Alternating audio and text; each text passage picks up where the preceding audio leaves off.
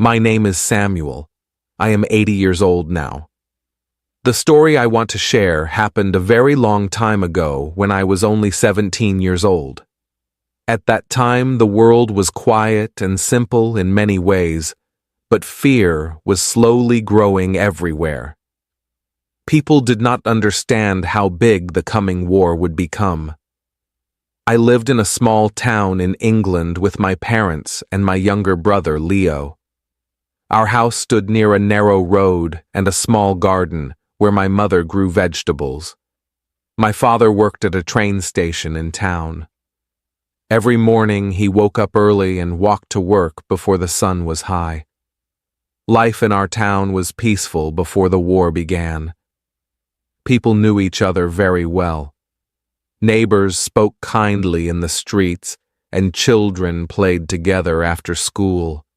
On Sundays, many families went to church together and later shared tea and bread at home.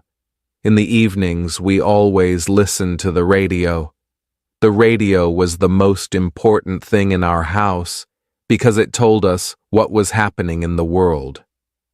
One night, the voice on the radio spoke about Germany and its powerful leader named Adolf Hitler. The radio said his army was growing stronger and moving across Europe. At that time, those words felt very far away from our small town.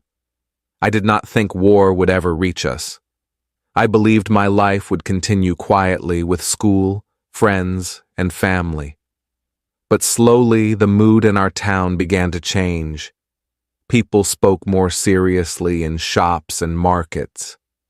My father and his friends often talked in low voices about politics and armies.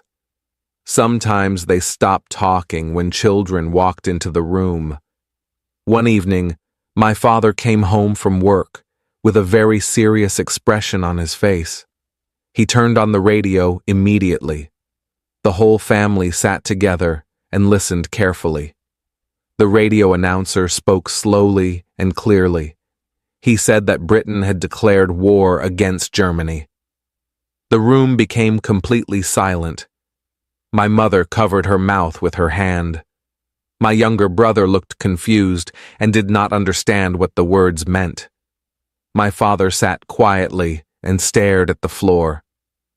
Finally, he spoke in a calm voice. "The war has begun," he said. That night, the air inside the house felt heavy. Even the ticking clock on the wall sounded louder than usual. I lay in bed for many hours without sleeping. I wondered what the future would bring. In the following weeks, many changes happened in our town. Soldiers began appearing in the streets. Military trucks moved through the roads carrying equipment and supplies. Posters were placed on walls asking young men to join the army. Every day when I walked through town, I saw those posters. They showed brave soldiers standing proudly with flags behind them. The posters said the country needed strong young men to defend the nation. I was still 17, but I knew that soon I would be old enough to join. My best friend Michael was excited about the idea of joining the army. He often talked about traveling to other countries and becoming a hero. He imagined adventure and glory. One afternoon, we sat together near the river that passed through our town. The sky was clear and the water moved slowly between the trees. Michael looked at me and laughed. "This war will finish quickly," he said confidently. "We will come back home as heroes." I tried to smile, but deep inside I felt worried. War did not feel exciting to me. It felt dangerous and uncertain. Not long after that conversation, the first air raid siren sounded in our town. It happened late at night. A loud and frightening alarm filled the dark air. The sound was sharp and powerful. It woke everyone immediately. My father rushed into our room and told us to get dressed quickly. We ran outside with our neighbors and moved toward the underground shelter at the end of the street. People carried blankets, bags, and crying children. The night air felt cold, and everyone looked afraid. Inside the shelter, the space was small and crowded. Families sat close together while listening carefully to the sky above us. After some time, we heard the distant sound of airplanes. My younger brother held my arm tightly because he was afraid. My mother tried to calm him with soft words. I realized then that the war was no longer far away. It had arrived in our lives. During the next months, many young men from our town joined the army. Some left proudly while wearing new uniforms. Others looked nervous but tried to stay strong for their families. Every time a train left the station, families gathered on the platform to say goodbye. Some mothers cried openly. Some fathers stood quietly with serious faces. My father continued working at the train station during those days. He watched many soldiers arrive and depart every week. When he came home in the evenings, he looked more tired than before. One evening after dinner, my father asked me to sit with him at the table. He looked at me carefully before speaking. "Samuel," he said slowly, "soon you will have an important decision to make." I understood what he meant. He was talking about the army. The war continued spreading across Europe. On the radio, we often heard the voice of the British leader Winston Churchill. His speeches were strong and powerful. He told the people that Britain would never surrender. He promised the nation would continue fighting no matter how difficult the war became. Many people felt hope when they heard his words, but hope could not remove the fear completely. Food soon became limited. The government introduced ration cards, so every family received only a small amount of sugar, bread, meat, and butter. My mother carefully counted every piece of food we had. She tried her best to make simple meals for the family. Despite these problems, people continued living their daily lives. Children still went to school, shops opened every morning, farmers continued working in the fields. But everyone knew the world was changing quickly. One cold morning, an important letter arrived at our house. The envelope carried an official government stamp. My father opened it slowly while my mother and I watched. He read the letter silently and then looked directly at me. "It is time," he said. The letter ordered me to report for military training in 2 weeks. My heart began beating very fast. I knew this moment would come one day, but I still felt unprepared. My mother quietly wiped tears from her eyes. My younger brother hugged me tightly and asked if I would come back soon. That evening, our family sat together at the dinner table longer than usual. The room felt quiet and emotional. I looked around the house and wondered how long it would be before I saw these rooms again. 2 weeks later, I packed a small bag.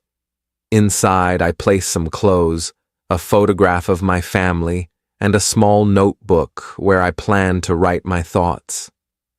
The train station was very crowded that morning. Many young men stood beside their families waiting for the same train. My father placed his hand on my shoulder. "Be strong," he said softly. My mother hugged me tightly and did not want to let go. Then the train arrived. I climbed inside with many other young soldiers. As the train slowly began moving, I looked out of the window. I saw my family standing together on the platform. My brother waved his hand again and again. My mother was crying. My father stood straight and raised his hand in a silent goodbye. At that moment, I realized something important. My childhood was over.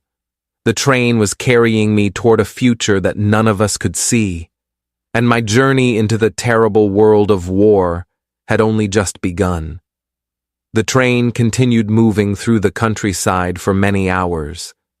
I sat near the window and watched the green fields, quiet farms, and small villages pass by slowly.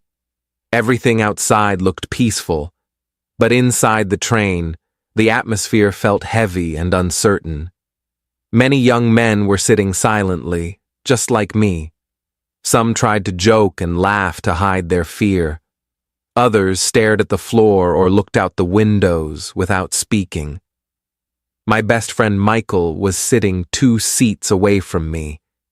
He still tried to keep his cheerful attitude. "This will be the beginning of our great adventure," he said with a smile. I nodded, but my heart felt heavy. I kept touching the small photograph of my family that I carried in my pocket. After many hours, the train finally stopped at a large military training camp far from our hometown. The camp looked enormous.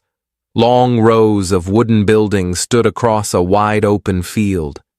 Soldiers in uniform walked everywhere, carrying equipment and shouting instructions. As we stepped off the train, a loud voice immediately greeted us. "Line up! Move quickly!" the officer shouted. His voice was strong and sharp. We quickly formed a line with the other recruits. A tall officer walked slowly in front of us, examining every face carefully. "You are no longer boys," he said firmly. "From today, you are soldiers of Britain." Those words felt powerful, but they also made me nervous. The first days at the training camp were extremely difficult. We woke up before sunrise every morning. A loud whistle blew through the camp at 5 o'clock. Within minutes we had to dress, make our beds perfectly, and stand outside for inspection.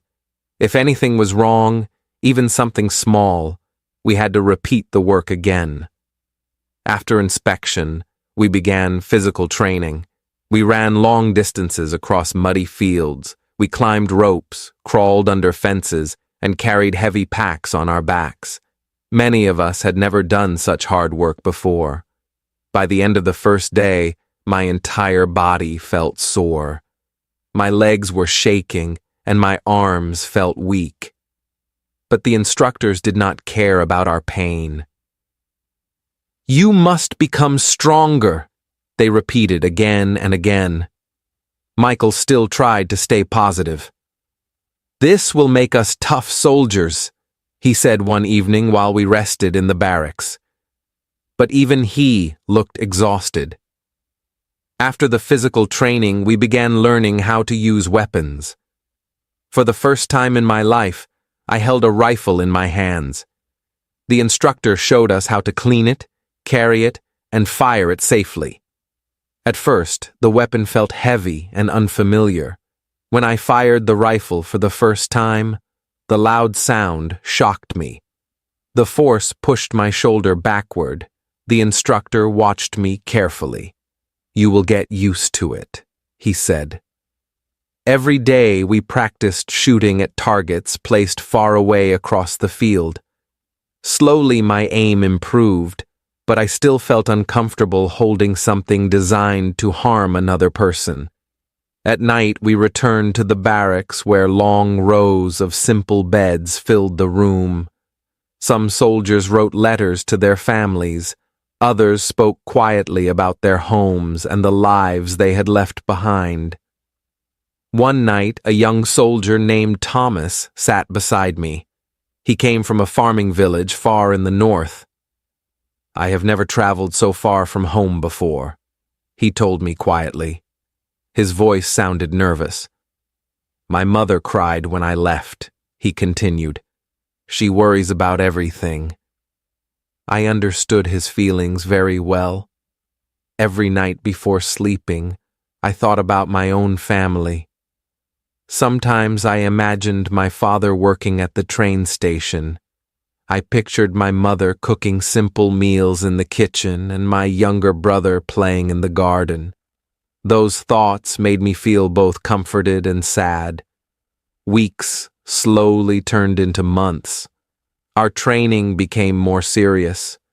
We learned military strategy, map reading, and communication signals. Officers taught us how to move quietly during the night and how to protect ourselves during attacks. The instructors often reminded us that the war in Europe was becoming more intense. One afternoon, we gathered around the radio in the mess hall. The announcer spoke about heavy fighting across many countries. Cities had been bombed. Soldiers on both sides were losing their lives. The room became very quiet as we listened. Michael looked less excited now than he had before. "War is bigger than I imagined," he admitted softly. For the first time since we arrived at the camp, I saw fear in his eyes.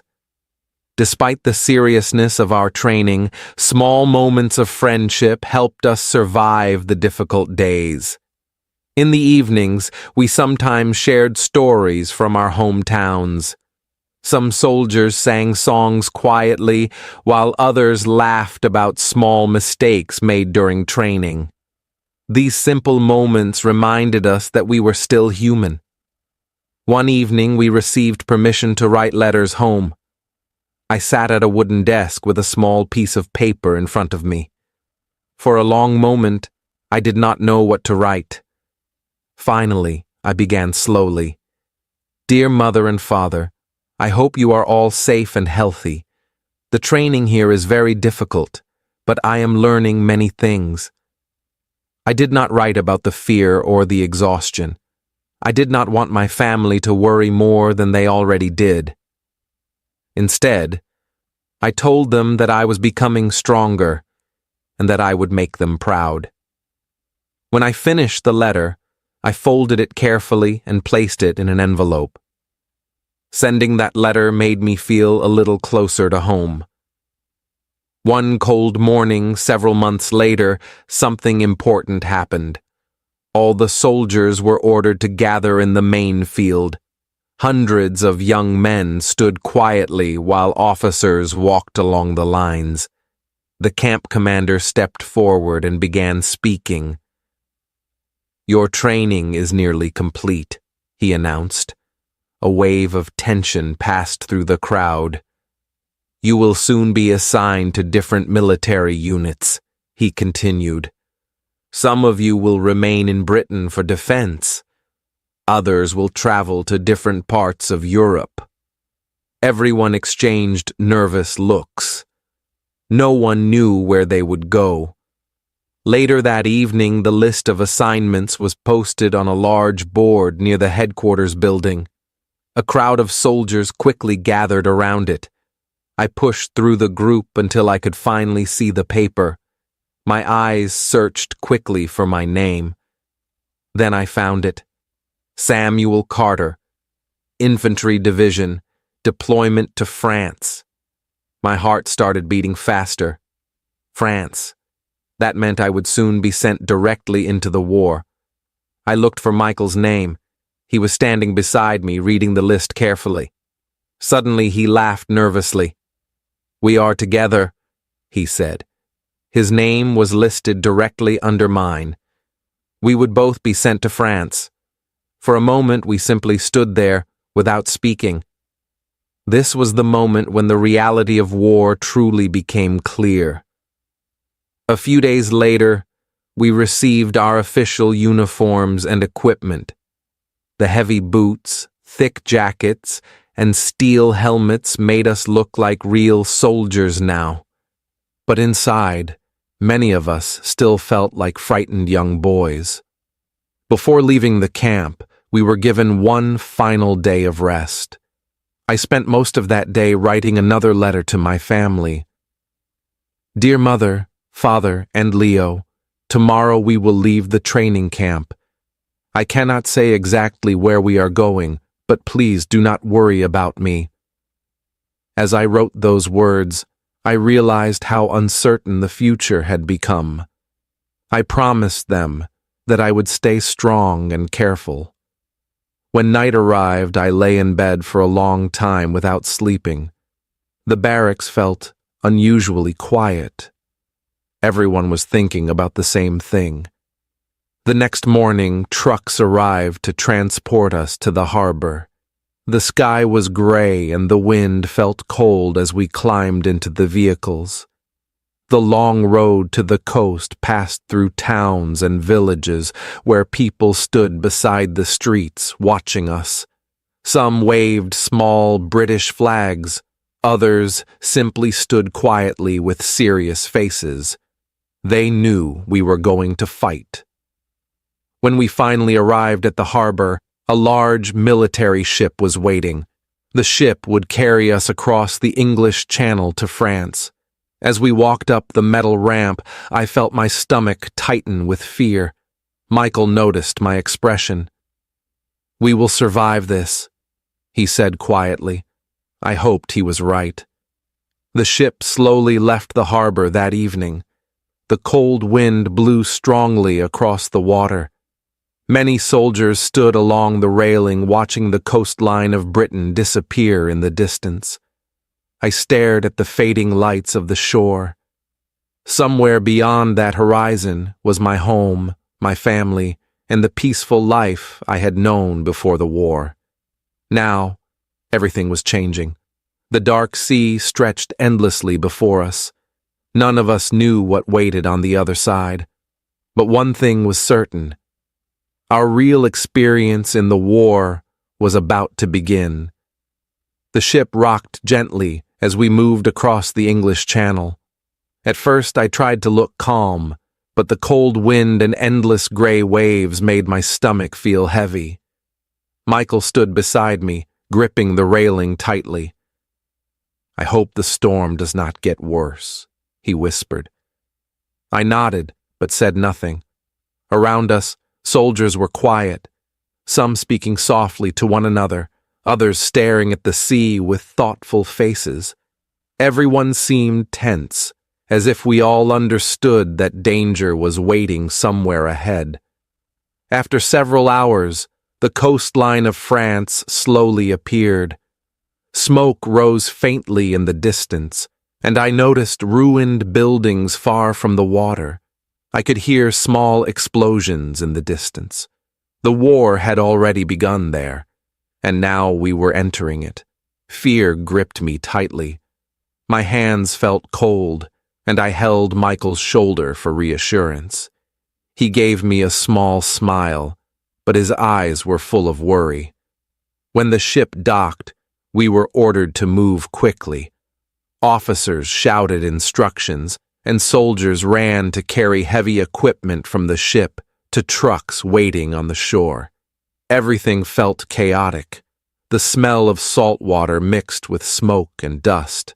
My boots sank slightly into wet sand as we marched along the beach.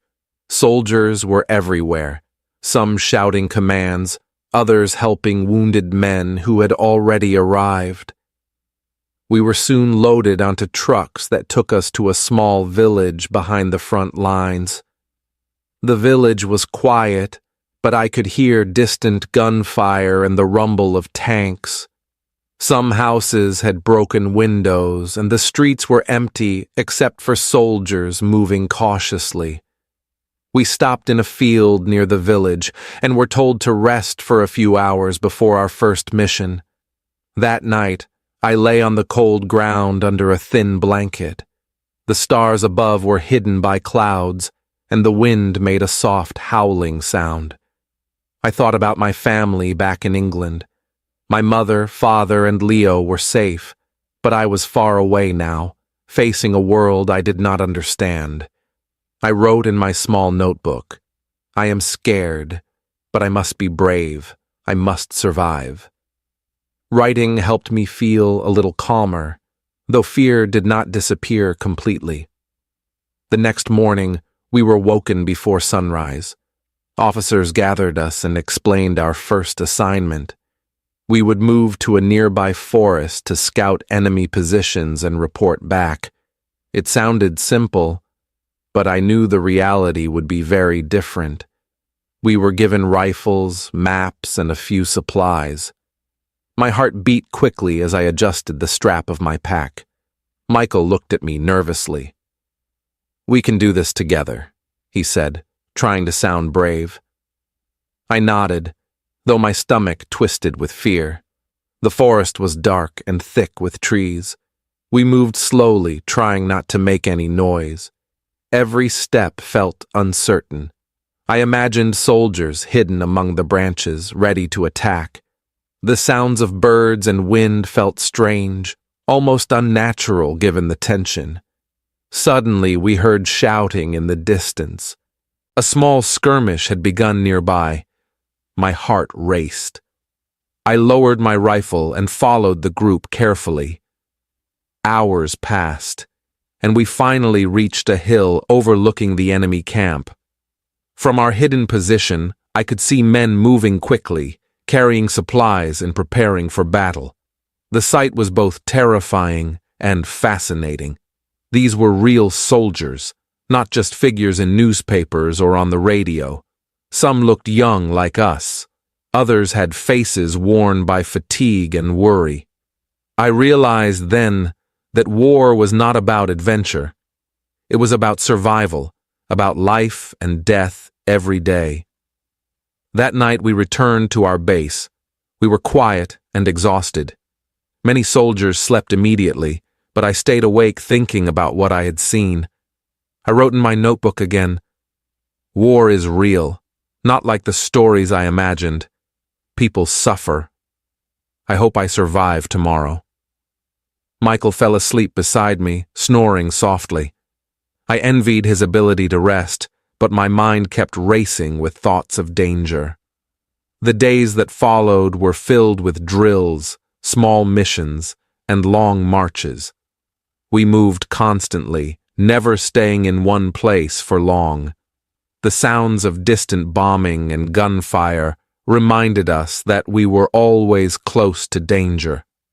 One afternoon, we were ordered to help carry supplies to a town that had been recently attacked. The streets were filled with smoke and debris. I saw children running from ruined buildings, and mothers trying to carry what little they had left. My heart ached for them. Michael and I worked quickly, helping to move crates of food and medical supplies. During these moments, I began to understand the true meaning of bravery. It was not about being fearless. It was about helping others despite your fear. Every small action mattered. A kind word, a shared bottle of water, a safe place to rest. These things kept hope alive even in the darkest times.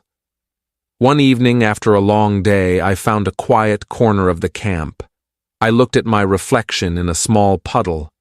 My face was dirty, my uniform torn, and my hands rough from hard work. I barely recognized myself. The boy who had left England so many weeks ago seemed like a distant memory. I whispered softly, "I must stay strong. For my family. For myself. I must survive." As the weeks passed, our group of soldiers grew closer.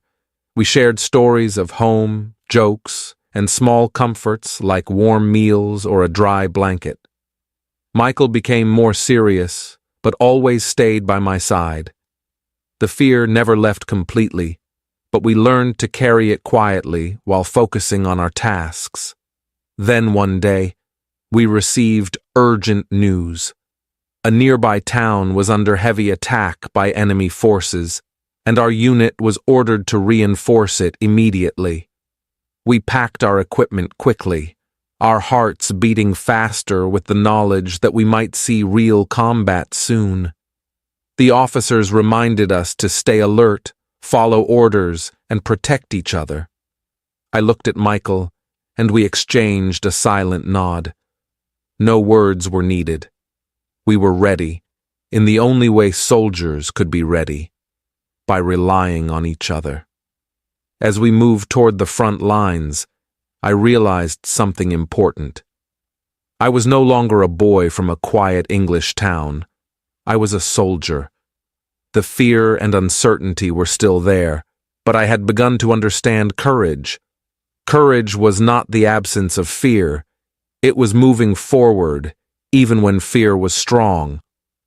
That night, Before reaching the town, I wrote in my notebook one last time, "Tomorrow we will face what I cannot yet imagine, but I will try, I will survive, and I will tell this story one day." The first battle was only hours away, and my journey into the reality of World War II was about to become much more dangerous, more frightening, and more unforgettable than I could ever have imagined. The early morning fog covered the town like a gray blanket.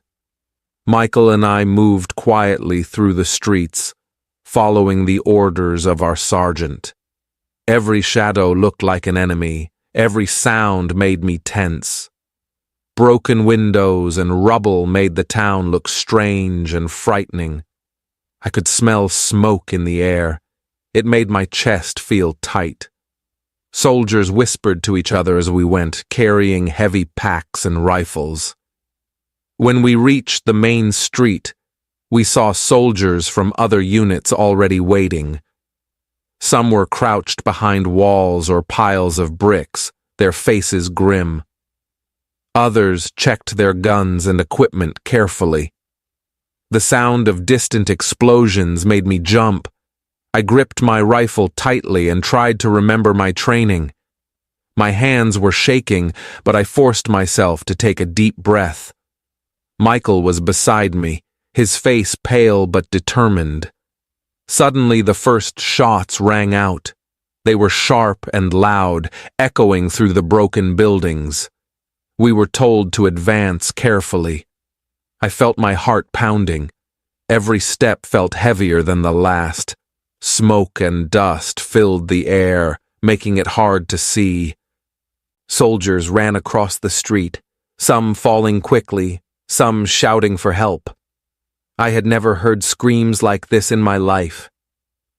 We moved into a small alley, using the walls for cover.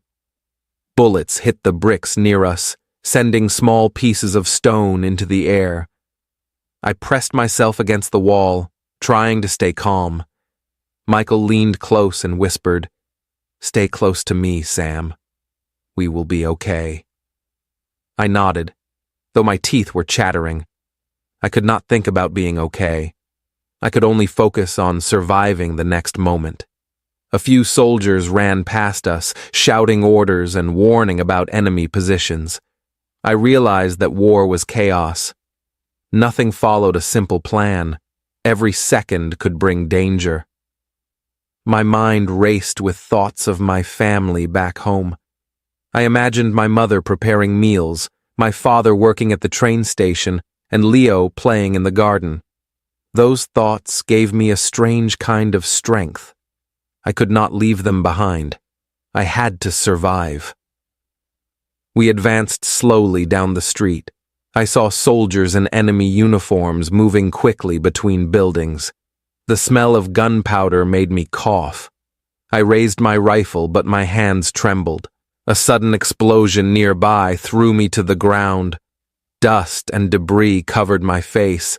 My ears rang, and for a moment, I could not hear anything except the pounding of my heart.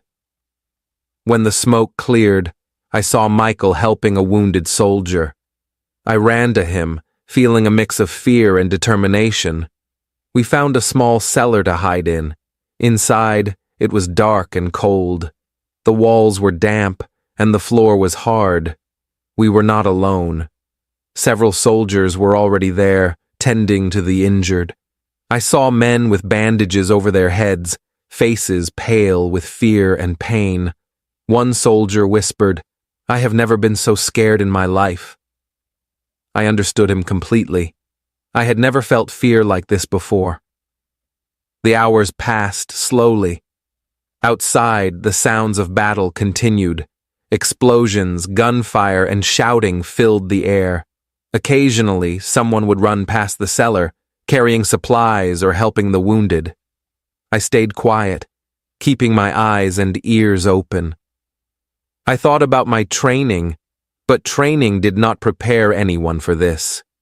Real war was louder, faster, and more frightening than anything I had imagined. At one point, A young soldier outside the cellar was hit.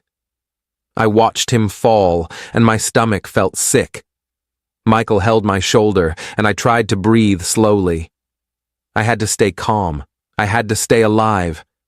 I whispered to myself, I can do this. I can survive. It was all I could do to stop shaking. I realized then that courage was not about feeling no fear. It was about moving forward even when you were afraid. After several hours, the fighting began to slow. The enemy had retreated to another part of the town. We were ordered to move carefully, checking each street for danger. I felt every muscle in my body ache from tension.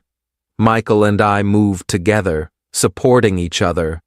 We helped wounded soldiers, gave water to those who were thirsty, and stayed alert for any sudden attacks. By late afternoon, we reached a small square that had been heavily damaged. Buildings were broken, and smoke rose from several fires. Soldiers cleared debris and checked for survivors. I helped move a crate of food to a group of exhausted men. My hands were raw, my uniform dirty, but I felt proud. Even in the fear and destruction, we were helping others. I realized that even small actions mattered in war. That night, we were told to stay in the town for a short rest. We found a small room that had not been completely destroyed. The floor was cold and the walls were cracked, but it was safer than being outside. Michael and I sat quietly, trying to process the day. I wrote in my notebook, I have seen war. I have seen death and fear, but I have also seen courage and kindness. I am still alive. I will survive. Sleep came slowly. I dreamed of my family and my quiet town. I dreamed of green gardens and sunny mornings, but the dream was broken by the sound of distant explosions. I woke, heart racing, and reminded myself that this was now my reality. War was not a story in a book or a lesson on the radio. It was here, and it was real. The next days were similar, but even more intense. We were sent to different towns, forests, and fields. Sometimes the enemy was close. Sometimes we moved safely. I learned to listen to every sound, to trust my instincts, and to rely on my friends. Michael and I became inseparable. We shared stories, food, and hope whenever we could. We talked about our families, our dreams, and what we would do when the war ended. Those small moments of normal conversation felt like treasures in a world full of chaos. I saw soldiers from other countries. Some were young, some were older, some were scared, some were brave. I realized that war affected everyone, not just one country or one family. People from different places, different languages, and different stories all became part of the same struggle. I began to understand the meaning of unity and humanity, even in the darkest times. Weeks later, I received a letter from home. My mother wrote that everyone was safe and that they missed me dearly. Leo had started helping in the garden, and my father was proud of me. The letter gave me tears and a small smile. Even though I was far away, I felt a connection to home. I understood that this connection was my strength, my reason to keep moving forward. Then, one early morning, we were told to prepare for another battle. This time, it was larger and more dangerous than anything we had faced before. Soldiers whispered about what they had heard from other units. Some were nervous, some were silent. I looked at Michael, and we exchanged a silent nod. There was no turning back. We would face this together. Before leaving, I wrote in my notebook one more time. Tomorrow we face what I cannot yet imagine, but I am ready. I will survive. I will remember this. I will tell this story one day. The war was far from over, I was no longer the boy who left England. I was a soldier in a world full of danger, courage, and unforgettable moments. And I knew that whatever happened next, I would carry these experiences with me forever. The morning air was cold and heavy. Mist covered the ground like a gray blanket. Soldiers gathered quietly, checking their rifles and bags. The sergeant walked among us, giving short orders. Michael stood beside me, his face serious, but I could see the fear in his eyes. I felt it too. My stomach twisted with worry. Today we would face real battle. We moved through a small forest outside the town. The trees were thick and the ground was muddy from rain. Every step made a soft sound. I tried to stay silent, but my boot slipped once and I nearly fell. Michael helped me up, whispering, "Be careful, Sam. Keep moving." I nodded, my heart racing. Suddenly we heard gunfire far ahead. It was sharp and fast. Soldiers ran past us, some shouting for help. I pressed myself against a tree, trying to see without being seen. Bullets whizzed past, hitting the ground and trees nearby. The sound made my ears ring. I had never heard anything so loud. My hands shook as I held my rifle. The sergeant ordered us forward. We moved slowly, crouched behind trees and fallen logs. I felt every heartbeat. Each step felt heavy, and I tried not to think about what could happen. Michael was beside me, and we exchanged small nods. We were alive, and we had to survive. That was all that mattered. We reached a small clearing. Smoke and dust filled the air. Some buildings had collapsed, and fires burned in the distance. Soldiers were lying on the ground, some injured, some trying to help others. I saw a man crying softly beside his fallen friend. I felt a lump in my throat. This was war, and it was terrible. The sergeant pointed to a group of enemy soldiers across the clearing. We were told to advance carefully. My hands gripped the rifle tightly. I could hear my own breathing, fast and loud. Michael whispered, "Stay close. Watch my back." I nodded, feeling a strange mix of fear and determination. As we moved forward, an explosion shook the ground nearby. Dirt and stones flew into the air. I was thrown to the ground, and Michael grabbed me before I fell fully. My ears rang, and I coughed from the dust. When I looked up, I saw soldiers running in every direction. Some were shouting, some were injured, some were helping each other. Chaos surrounded us. I crawled behind a broken wall. My heart pounded. I could hear the enemy shooting from the other side. I raised my rifle, trying to aim carefully, but my hands trembled. Michael was beside me, firing at the enemy as best he could. I realized that courage did not mean not being afraid. It meant acting even when you were afraid. Suddenly, a young soldier fell near me. He had been hit. I froze for a moment, unsure what to do. Michael grabbed my arm and whispered, "We have to keep moving. We can help him later." I nodded, though I felt a heavy weight in my chest. Every life mattered, but right now survival came first. We continued across the clearing, ducking behind ruins and trees. Smoke burned my eyes, and the smell of gunpowder filled my nose. I saw soldiers from other countries fighting as well. Everyone was scared, but everyone tried their best. I began to understand that war did not care about age, country, or past life. It was chaos for everyone. After hours of moving and fighting, we reached a small building. It was damaged, but it provided some cover. Inside, we rested briefly. Soldiers cleaned their weapons, tended to the wounded, and whispered prayers. I sat down, exhausted. My uniform was wet with sweat and dirt. My hands were raw, and my feet hurt from running. But I was alive.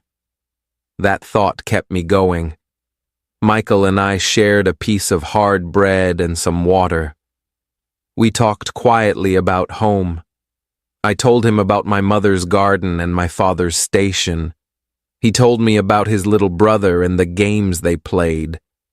Talking about home felt strange in the middle of all this chaos. It was like a small island of safety in a dangerous world.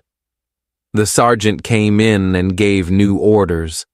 We were to move at night to a safer position. I stood up, feeling every muscle ache. Outside, the sky was dark and full of stars.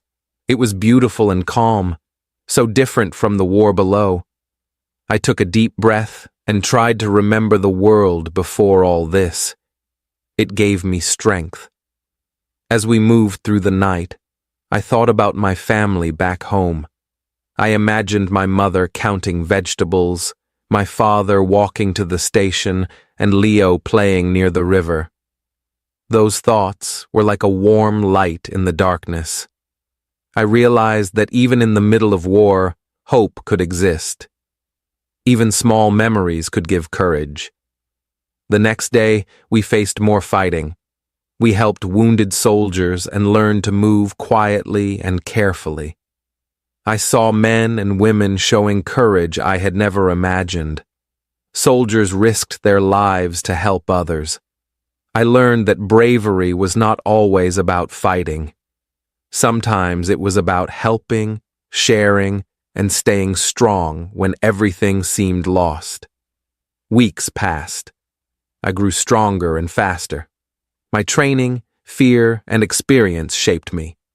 Michael and I became skilled at moving silently, helping the injured, and surviving. We laughed sometimes, even in small moments.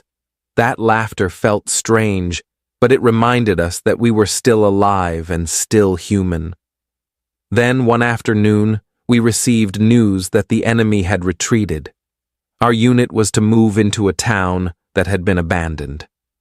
The buildings were damaged, and the streets were empty. It was quiet, almost too quiet. I realized that even when the fighting stopped, the war's scars remained. Smoke, rubble, and fear were everywhere. We helped civilians who had stayed behind. Old men, women, and children looked tired and afraid. I felt a new kind of responsibility. War was not only about soldiers. It was about people, families, and towns. Every small act of kindness mattered.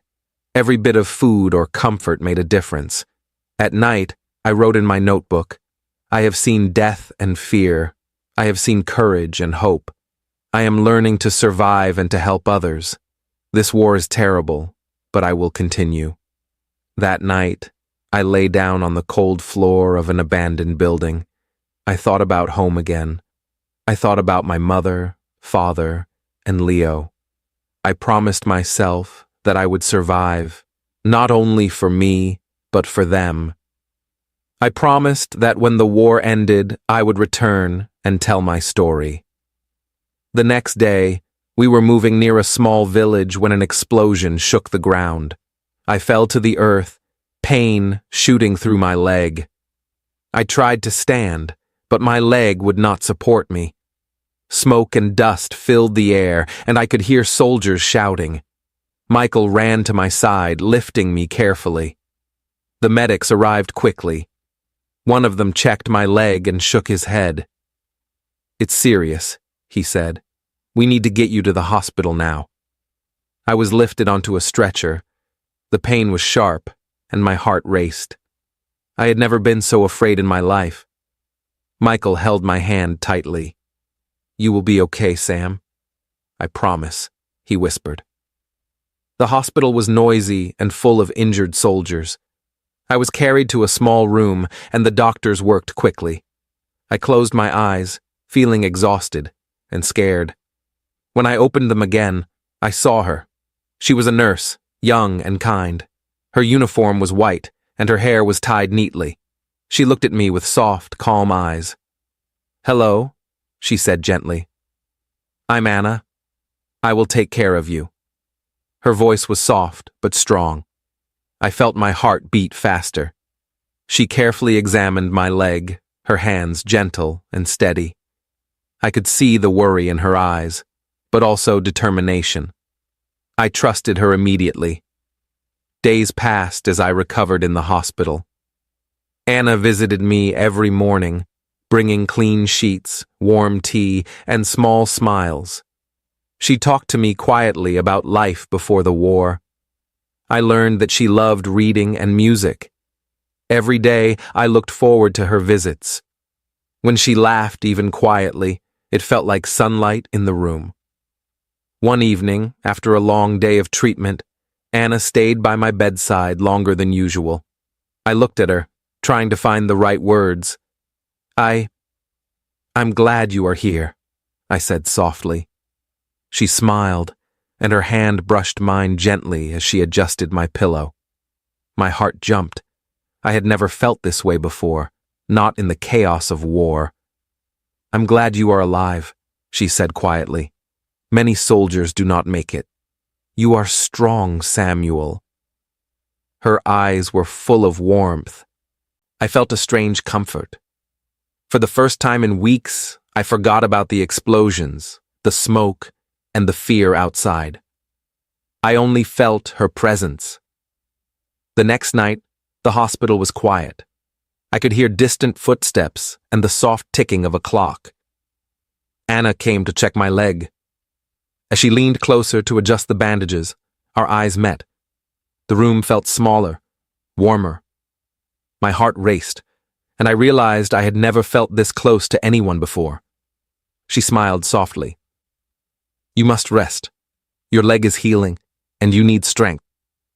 I nodded, but I wanted to say more. I wanted her to know that I felt something I could not explain. Anna, thank you for staying with me, I whispered. She sat beside me on the edge of the bed. I am here because I care, Samuel. War is cruel, but kindness can survive, she said. Her hand found mine, and we held it quietly. No words were needed. In that simple touch, I felt hope, safety, and even love. Days turned into weeks. My leg slowly healed, and I grew stronger. Anna stayed by my side, helping, laughing, and talking. Sometimes we shared stories of childhood, music, and dreams. I realized that even in the middle of a terrible war, beauty could exist. A smile, a touch, a kind word. These things mattered more than anything. One afternoon, as the sun shone through the hospital window, Anna brought a small flower she had found outside. For you, she said, handing it to me. I held it carefully, thinking about how fragile and precious life was. I smiled at her. Thank you, Anna. You have made this place feel like home. She blushed slightly and looked down. I felt a surge of courage. I like you, I said quietly. Her eyes lifted, and she smiled warmly. I like you too, Samuel, she said. We both laughed softly, a sound full of relief and happiness. In that moment, the hospital felt like a safe world, far away from war, pain, and fear. Weeks later, my leg was strong enough for me to walk again. Michael visited, happy to see me improving. But I always saved a small moment each day to talk to Anna. She became my comfort, my hope, and my reason to believe in the future. Even with bombs, battles, and fear outside the hospital walls, I had found something worth protecting. I had found someone who reminded me that life could still hold kindness, laughter, and love. I knew that when the war ended, I would never forget her. After weeks of recovery, the day finally came when I could leave the hospital. My leg was still sore, but the doctors said I was strong enough to return to duty.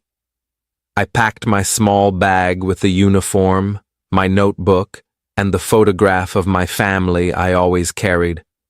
Anna came to see me off. Her eyes were bright with concern, and I could tell she did not want me to leave. I will be waiting for your letters, she said softly. Promise me you will stay safe, Samuel. I promise, I replied, though I knew the promise was fragile.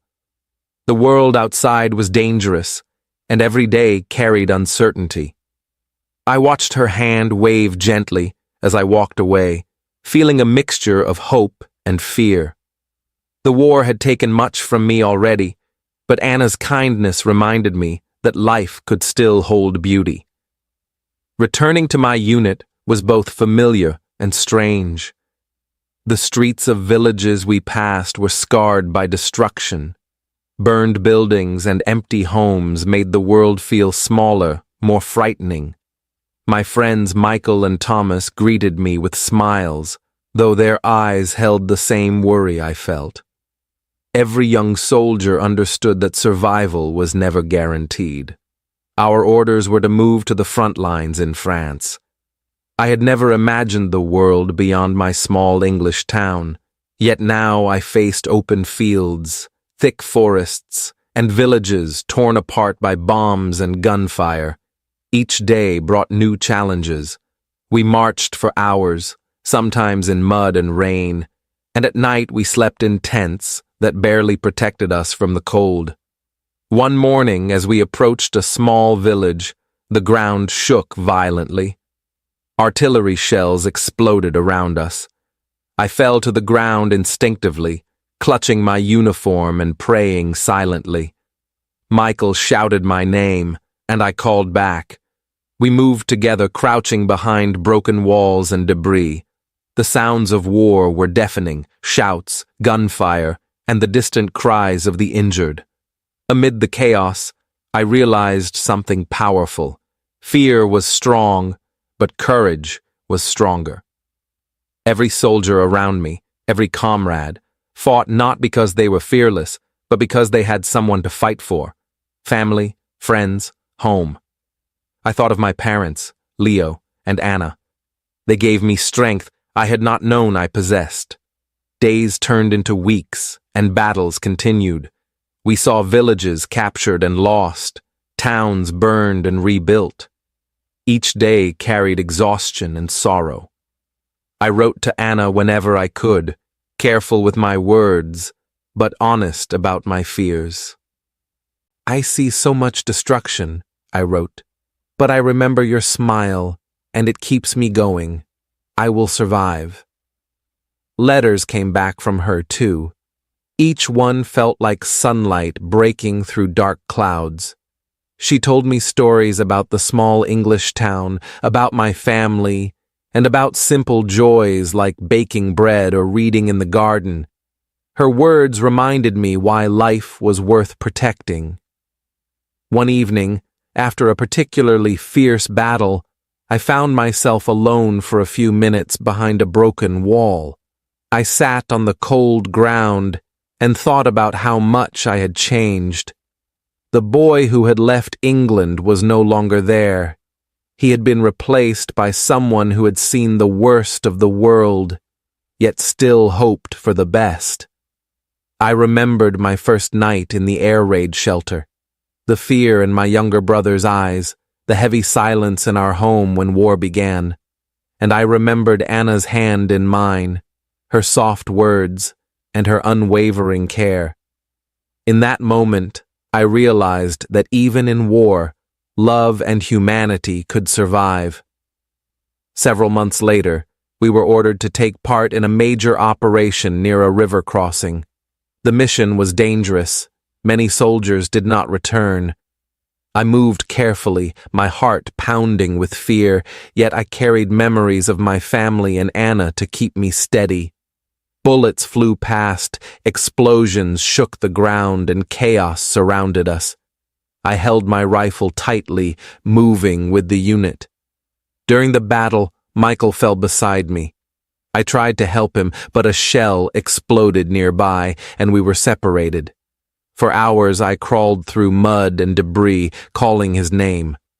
I feared the worst, but I pushed forward, determined to survive. The war was relentless, but each step I took reminded me of Anna waiting for my safe return. Finally, the operation ended. Many soldiers had been wounded or lost, but our unit survived. Exhausted and covered in mud, I found a small, quiet moment to rest. I thought about my parents, Leo and Anna. Life was fragile, but it was precious. I promised myself that if I survived, I would honor those who had cared for me and the memories of those we had lost. Weeks passed, and slowly the war began to shift. Allied forces advanced, and the enemy retreated. Towns were liberated, and the air carried a sense of cautious hope. Letters from home told me that my family was safe, and Anna's words made me smile after long, hard days. "I can't wait to see you again," she wrote. "Stay alive. I need you." The final months of the war were difficult, but I felt a growing determination. I was no longer the scared boy who had left England on the train. I was a soldier, a survivor, and someone who had seen the world change in ways I could never have imagined. Every day carried sorrow, yet each small victory gave me hope. When the war finally ended, I returned to England. The train ride home felt surreal. Villages looked familiar yet changed. Roads were repaired, buildings rebuilt, and people cautiously smiling again. I stepped onto the platform, looking for my family. There they were, my parents, my brother Leo, and in her arms, Anna. She had traveled to be there, carrying a small suitcase and a bright smile. I ran to them, hugging my mother, my father, and Leo.